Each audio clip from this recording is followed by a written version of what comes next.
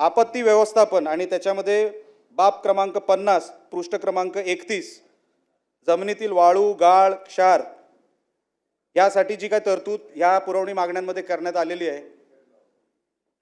अध्यक्ष महोदया मोठ्या प्रमाणामध्ये कोकणामध्ये गाळ साचला जातो। पावसानंतर गाळ काढण्याची एक प्रक्रिया अनेक वर्षांपासून आम्ही लहान असल्यापासून आम्ही बघत आलेलो आहे। गाळ काढण्याची प्रक्रिया आहे, पण गाळ काढण्यासाठी आता जे काही नवीन नियम काढले एम सँडचे वगैरे सर्वात जास्त एकदा तुम्ही सभागृहामध्ये एकदा नियम मी काहीच बोललो नाही,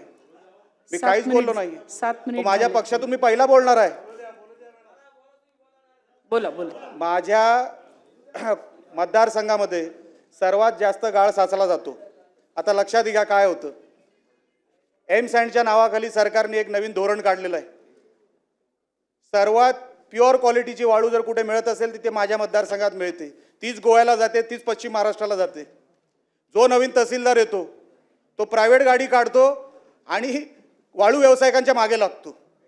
आम्ही सातत्याने कलेक्टरांना सांगतो, जे कोण नवीन कलेक्टर येतात, एकतर कोकणामध्ये दरवर्षी नवीन कलेक्टर आहे, दर 6 महिन्यांना नवीन तहसीलदार आहे, मला काही कळत नाही।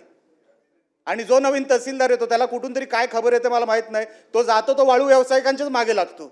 आम्ही त्यांना सांगतोय, अरे बाबा त्यांची काहीतरी टेंडर काढा, त्यांना रीतसर करा, त्यांना ऑथराईज करा, काहीतरी नियम कायदा करा, पण ते करू शकत नाही कारण का मीटर दुसरीकडे सुरू आहे।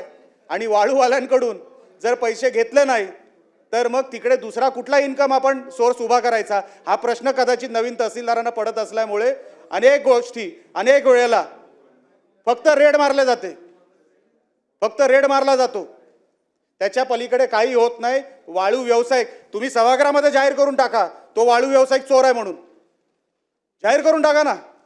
वाळू व्यावसायिक हा शब्द प्रयोग आपण का करतो? या तर तुम्ही त्याला चोर घोषित करा, नाहीतर नियम करा, कायदा करा आणि त्याला टेंडर काढायला द्या। टेंडर निघत नाही।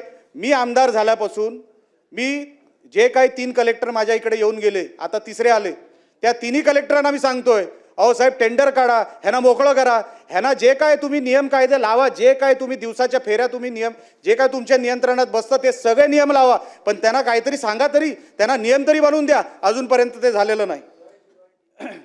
रॉयल्टीचा विषय केव्हा येतो? जेव्हा तुम्ही नियमामध्ये बसता तेव्हा। इकडे जो नवीन तहसीलदार येतो तो प्रायव्हेट गाडी घेऊन त्याच्या मागे लागतो, गाड्या पकडतोय तहसीलदार। आता काय सांगावं।